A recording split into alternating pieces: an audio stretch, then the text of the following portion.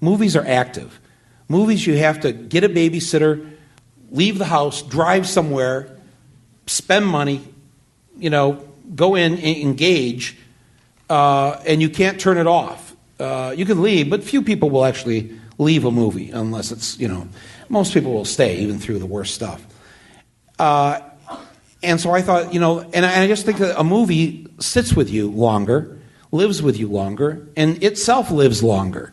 So I decided that would be the end of that, and we're going to go back to making these nonfiction films that we started with Roger and me, and that began the process to make Bowling for Columbine around 1999 or 2000. Bowling for Columbine was a huge success. You won the WGA Award for Best Original Screenplay. You won an Oscar for it. What do you think, just briefly, because I am going to move forward to tonight's film, I promise, what do you think clicked so well about it?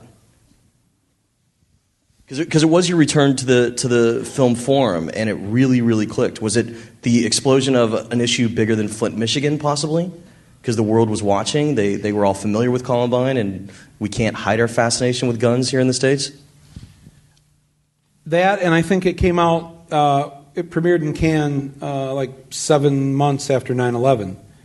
And so many people, artists, writers, filmmakers, were afraid then, if you remember that time, to speak out against the president, to speak out against what was going on.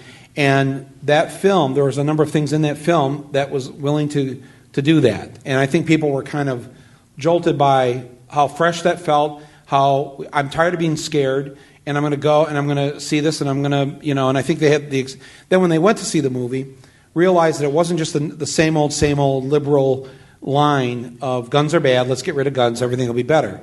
And that if you saw the film, you see that I go through this process of starting thinking at the beginning of the film, that's the way I think.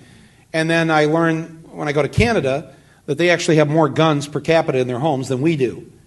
And, we have upwards to 15,000 murders a year at that time.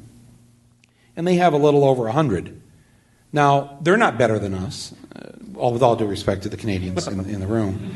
And they are here, by the way. And they're listening into the podcast on iTunes? No, they're always listening. Trust me on this, okay? But they have more guns than we do, and they don't kill each other. And I just thought, wow. Well, so clearly, it's not if we just had less guns, we'd be okay. And I started to agree with the National Rifle Association. What they guns don't kill people, people kill people. But actually, I wanted to change it to guns don't kill people, Americans kill people. Because we're the only ones that do this. I mean, you look at Israel. I mean, there's a gun in every house.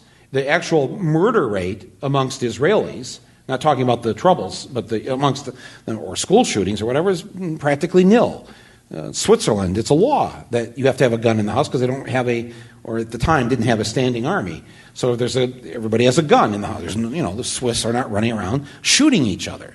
Why do we do this? It just was a fascinating question, and it's left somewhat unanswered. But I wanted to start because we were in such a death grip of fear in 2002 when the movie came out that I just saw this is going to go bad for us if we allow the fear mongers to grab us by the nuts and drive us into the ground.